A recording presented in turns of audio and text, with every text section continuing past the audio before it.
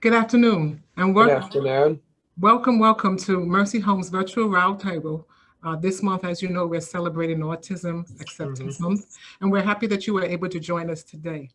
I'd like to thank all of our guests who are with us today on Facebook Live and those who are logged in via Zoom. I think that hmm this is an exciting time for us as we explore and talk about autism.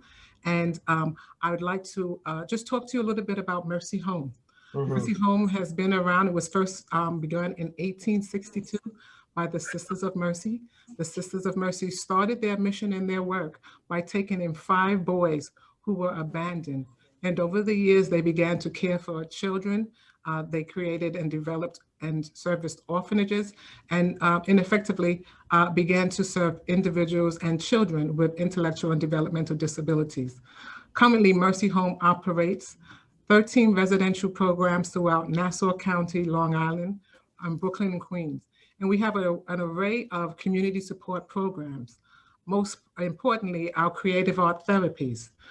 We have creative art therapies in the fine arts, music therapies, drama therapies, yoga therapies, and also we have a successful plant grow and give program. I'd also like to thank all of our donors, our supporters, our grantees. We appreciate your support of Mercy Home over the years. We couldn't have done the work that we do during this COVID pandemic if it was not for you. So we want to say a warm thank you to you and your continued support of our initiatives and program services. At this time, I would like to just briefly introduce to you Dr. Vincent Siasoco, and I messed that up, Dr. Vincent Siasoco, and he is a family physician. I'm sorry, Dr. Vincent. I know him affectionately as Dr. Vincent. He's currently a family physician, the director of Close. primary care at Rose F. Kennedy Children's Evaluation and Rehabilitation Center at the Montefiore Health System. Dr. Vincent is also the assistant professor at Department of Family Medicine, Department of Pediatrics at Eiston's College of Medicine. He is also the chair of the Special Olympics Health Advisory Council, a board member of the American Academy of Developmental Medicine and Dentistry, and he is also and serves as the chair at Mercy Home for Children Board of Directors. And so we thank you for joining us this afternoon, Dr. Vincent. I'd also like to introduce you to Brian.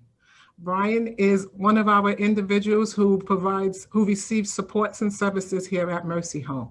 hmm And Brian attends our respite program. And one of the things about Brian is that he loves chess. He loves Frank Sinatra movies. He loves reading and writing. And right now he's watching a couple of repeats on television. That's One Tree Hill and Dawson Creek. And hmm recently he shared with other respite participants why it's important to take the COVID vaccine. So what we're going to do today is I'm going to ask a series of questions of our panelists, and we're excited that you'll be able to respond and share your expertise and your experiences. Um, Let me just talk a little bit about autism and or hmm why Autism Acceptance Month is important. As you know, autism spectrum disorder hmm is a disorder that has a neurological base. hmm It is often seen in children around 2 and typically diagnosed by the age of 4. A young child will have display, and I guess I should step back and say that it's typically known by the common people that it's a social disability, that there are issues and there are symptoms or difficulties with the children or adults with autism socializing. They might have difficulty engaging in conversation. They may not necessarily be able to hmm understand the feelings of others or display empathy for another person, and they may have difficulties in talking about their feelings and their experiences. Some of the simple symptoms is that they may have difficulties with eye contact, providing eye hmm contact, looking you Right. in the eye one to one. And again, as I said, having trouble talking about their feelings and that of others. A person with autism might display rigid set of behaviors and repetitive type of behaviors. Um, Right. Sometimes that will prevent them from engaging in activities because of the behaviors that they're displaying. One of the things that I can say about autism is that it is typically displayed or the symptoms are significantly displayed more with females, with young ladies and girls. Those symptoms tend to be heightened in the experience and the interaction with another person. I think it's important to recognize that the branding for autism is the puzzle piece. And that allows them because it's a puzzling condition. And so in as much as there's a lot of science around autism, there's still a puzzle in terms of some of the causes of autism. And also I'd like to share that autism hits across all social and economic lines and races. So it's not necessarily pervasive in one race or one sex of people. It cuts across the board for all social and economic people. That's true. Right? And so the communication barriers a person with autism might have is heightened as well. And so we at Mercy Home in our services around serving and supporting people with autism is always about recognizing that all behavior is a form of communication. And so in our therapies, one of the things that we look to do is what is the child or the adult trying to tell us? And how can we help them better communicate? So the use of the therapies that we have at Mercy Home is a means to all of that. The art will tell a story. The music will tell a story. The drama will tell a story. And one of the things that we learned about in our yoga therapies is that if an individual, again, is displaying rigid or repetitive behaviors, that yoga is a way to kind of ease some of the actions of that individual. It's a way of calming them and relaxing them in some way. So we hope that you will enjoy this panel this afternoon. And I'm going to ask Brian. Brian, tell me, why is autism acceptance important to you? Well, what I think is important to me about autism basically is that just because you have it, that doesn't mean you can't do anything. I mean, I have autism, and the thing about it is that with me, I've gone to special ed schools, basically. I went to one in Queens, I went to one in Staten Island, basically, and I've made plenty of friends that have autism like I do, basically. And I mean, even though people tell me I have it, basically, but I didn't let it stand in my way to do certain things that I wanted to do, basically. And it was kind of hard for me to admit it, basically. But as I got older, I was able to admit it when I got older. And then I realized when I was in special ed schools, that's when I've come to realize I was like, yeah, I definitely have autism, but in other words, higher functioning kind of autism, so to speak. Thank you for sharing that, Brian. Dr. Vincent, can you share what factors make you suspect a child does or doesn't have ASD? Well, you can detect symptoms of ASD as early as 18 months, confirm the diagnosis by 2. And there's different type of signs that can be seen in a child. For example, the child is maybe not making eye contact, having little interest with interacting with other children or caregivers, limited display of language as they got older. It's a matter of monitoring the milestones, the developmental milestones as children grow, and making sure that they hit those milestones. And if they don't meet those milestones as children age, that's when you may suspect ASD in a child. Thank you, thank you. Brian, I'm back to you. What do you want people to know about autism? What I want people to know about autism is that even if you have it, it's not a big deal. I mean, everybody I know, like from my lifetime, from my school days, whichever school I went to, even in my program, wherever I go, basically, I let people know that even though you have autism, it's not a big deal. I agree with you, Ryan. It's not a big deal because you can do anything that anyone else can, as long as you're given the chance, right? And as long as you're exposed to new activities and new experiences, right? True. Yeah. right.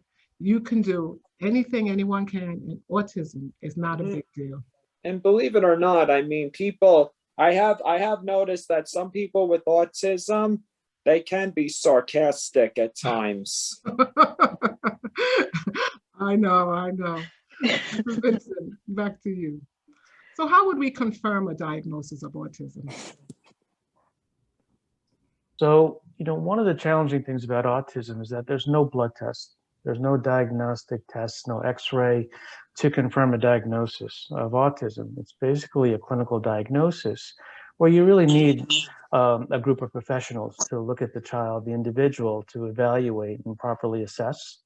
So it's very important to communicate with your pediatrician, your family physician, as the child is going through these changes, and if families have concern, that they need to speak with the providers and the clinicians and the experts, developmental pediatrician, pediatric psychiatrist, pediatric neurologist. So it's basically the symptoms that they exhibit is going to confirm the diagnosis of autism. So that's why it's very important to keep in touch with the caregivers as the child is growing and as they're going through the changes. I would imagine that it would be difficult for a parent to have to hear those words from a clinician that their child may have autism. But I think the importance of getting that diagnosis means that there's an opportunity for early intervention, correct? Correct. Yeah. The earlier the diagnosis, the better, and the better opportunity for that child to improve with socialization and their general well-being. So the earlier it is diagnosed, the better it is for everybody. Okay. And so, Brian, as I said, I'm going to go back and forth. So, recently, because of the pandemic, unfortunately, some of our programs had to move from a site-based or, coming to our main campus here and move to remote and virtual services. Since you've done that, what are some of the things that you enjoy, and what are some of the things that you might miss about meeting with the respite folks? And what do you enjoy about the virtual programming? Well, what I enjoy about it basically is the fact that when Brian Pantioke comes on and starts singing, he's somebody that definitely brightens my day, basically. But if you're talking about missing the program in general, basically, what I definitely miss is playing chess with Jack Strauss. Okay, all right. So who typically wins when you're playing chess with Jack?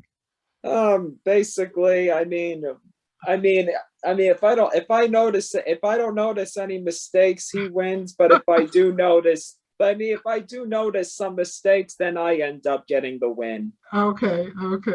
It's all about the challenge. I know he doesn't make it easy though.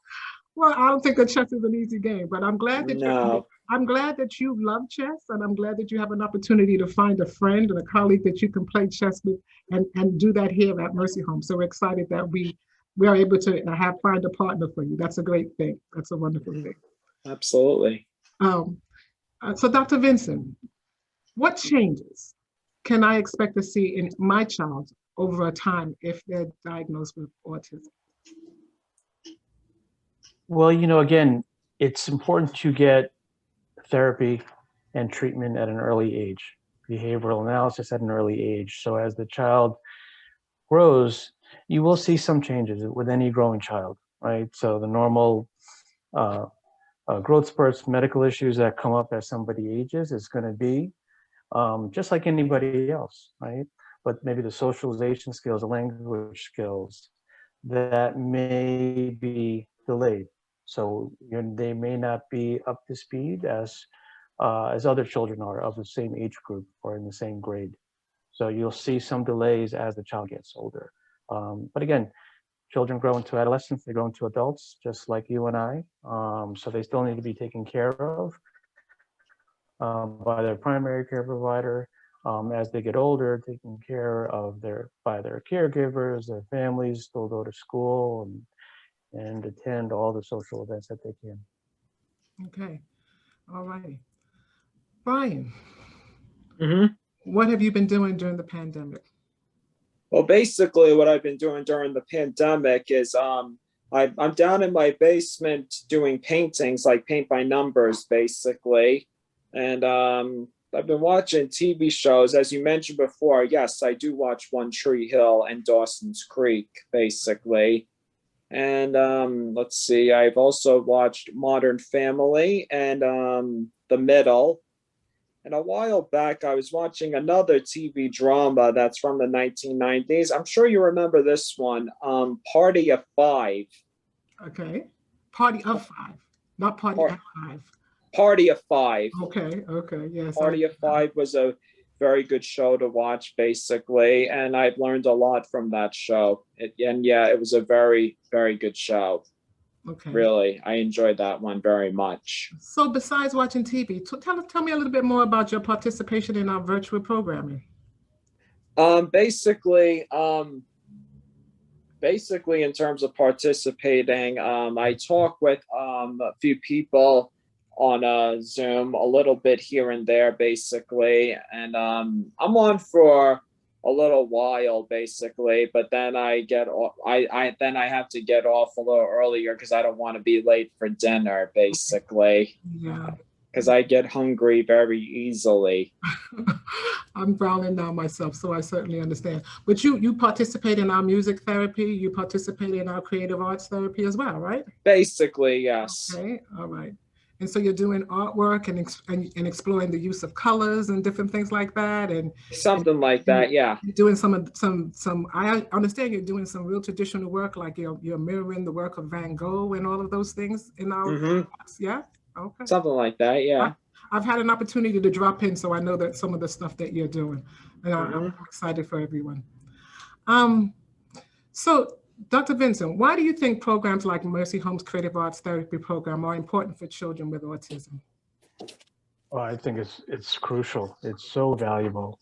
You know, the music, the art, it really brings out, not only creativity, but it also helps them to socialize and express themselves. And in doing that, decreases the anxiety and the isolation. So I think it really brings out the best in all the individuals. If maybe they can't express it one way, they're able to express it through the arts and through the music. And it's not only beneficial for them, but beneficial for everybody else that's around them and gets to be exposed to them when they do that. You talked about it decreases isolation. And I know for me, when I first entered into the field, and it was a couple of years ago, but I think that in the early years of dealing with individuals and diagnosing individuals with autism, that many clinicians, and I'm talking about in the early years, maybe in the 40s and the 50s, families were told to put their children in state schools, and they became isolated. And I think one of the things that Mercy Home's program does is eliminate that sense of isolation, right? It means that our individuals are in the communities, they're going back and forth, and they're integrated in society, and then it's really about exposure, right? And so these kind of creative art programs eliminates that, and it creates inclusion. Any thoughts on that? Oh, on my end? Yes. Oh, yeah, absolutely. I remember before the pandemic, I went to the wonderful art show and I got to meet some of the artists face to face. And, maybe they were doing the art in their room or their basement, but when they were describing their art and their paintings, they were just glowing, and it was just wonderful, And it's interesting because art and music, you can do it in isolation. You could do it alone. But what I see with individuals and what Mercy Home does is it brings everybody out. It brings out the best in everybody, and it makes us better because we're able to benefit from all of that. So inclusion is just a way to improve and enhance inclusion in the communities. Yes, thank you. Yeah. So Ryan, what have you learned about yourself during the pandemic? Well, what I've learned about myself basically is basically keeping contact with friends, basically, and family, basically. Like family and friends, I keep in contact with them every now and again whenever I need them, basically. And basically, I talk about certain things, whatever bothers me or whatever, basically. That's what I basically start talking with my family and friends about, so to speak. And I think you said at the very beginning, you've learned that having autism is really no big deal, right? Yeah, it's no big deal. Okay, I agree. I totally agree. And Dr. Vincent, my last question for you. Let's talk about what kinds of regular medical and therapeutic care an autistic child might need. Right. So an autistic child, they're always going to need a primary care provider, pediatrician or family physician, to make sure that they get their routine medical care. That goes for anybody. But somebody with autism, a child with autism, again, going back to the sooner they're diagnosed, the better. There's different modalities of treatment that can be introduced to the care of that autistic child. For example, different types of therapy. Applied behavioral analysis is a well-known type of therapy treatment for children with autism. The more involved they can get in schools, maybe speech therapy, occupational therapy. There's going to be different services that are going to be needed for that individual, and everyone's different. So just because you have autism doesn't mean you need all of the things that somebody else with autism has, right? So somebody with autism, different levels of language, different levels of understanding. So depending upon where they are on the spectrum or what their needs are, those are the services that they're going to need. So medical, primary care, pediatrician, family physician, internist, they're always going to need that ongoing medical care. Women's health care, they're always going to need that. But on the other side with the socialization, language, they'll also need the ongoing therapy as well. So it's a full interdisciplinary team that's going to support the person with autism. Right. You talked about clinical, you talked about medical, and you talked about family supports as well. So it's a Right. holistic approach, yes. Right. And it sounds so cliche, but it really takes a village, and that's what it's going to take. And that's what happens. The families are going to need just as much support as the child, and everyone's going to have to come together and take care of the individual. Thank you. One of the things that I'd just like to say to our viewers out there is that autism is typically known as, April is typically known as Autism Awareness Month. But one of the things that we here at Mercy Home would like you to believe or to start to move to is autism acceptance. That we will accept individuals with autism. And as Brian said, it's no big deal. One of the pushes that we'd like to make is that somehow autism is not seen as different, and that somehow it becomes invisible, that we don't start to identify people by their differences, that we're drawn together by what makes us more alike and what makes us similar. We recognize that inclusion and opportunities are some of the best practices for providing support for people with autism. At Mercy Home, we work with the individual and we don't do for the individual. Our life skills, lifelong tag is important because we recognize that an individual with autism will need services and support for the majority of their life. One of the things that we ask that you do is support legislation around autism, that you talk to your legislators and make sure that funding is available for services like Mercy Home's Plant, Grow, and Give and creative art therapies. Because without opportunities for our legislators to provide funding to us, we can't do the work that we do. And we also thank all of our donors, again, as I said, in terms of their support.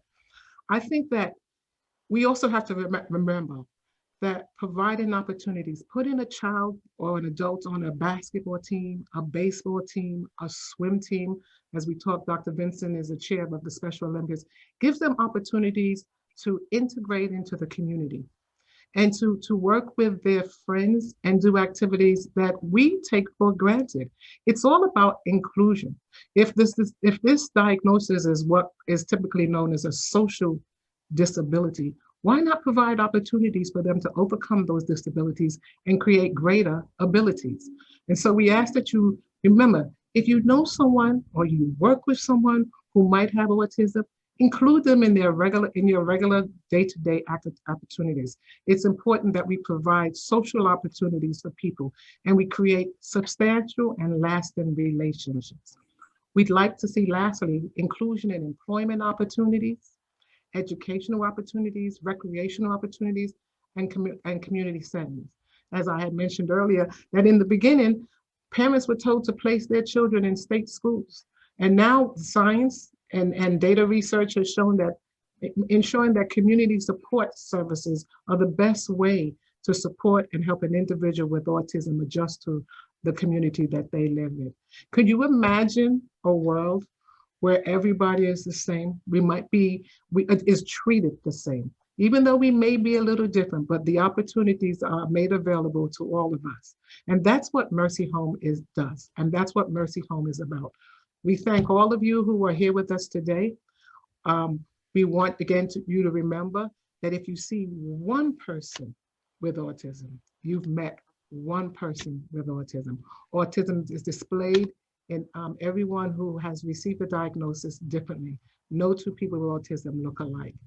In the beginning, we were talking about the spectrum, the autism spectrum.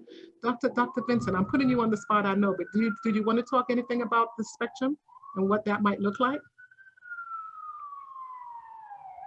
Well, in the past, there were different types of autism, I guess, different diagnoses, but now it's all put under autism spectrum disorder. And again, everybody's different in regards to their level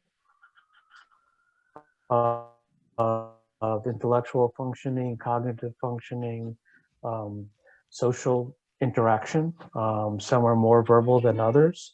So as Janice said, if you met one person with autism, you met one person with autism.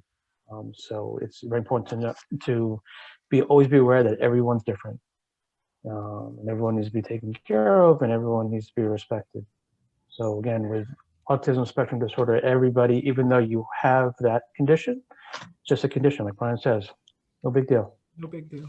Well, it just means that they've got that condition, and we just treat them the same as anybody else. Absolutely, absolutely. So since Mercy Home always proclaims a move with a person-centered position, we are going to end with Brian.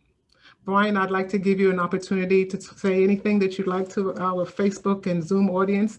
And we also want to say we're very happy and very proud. And this month is about autism acceptance, and we accept you as you are. Your last words, please.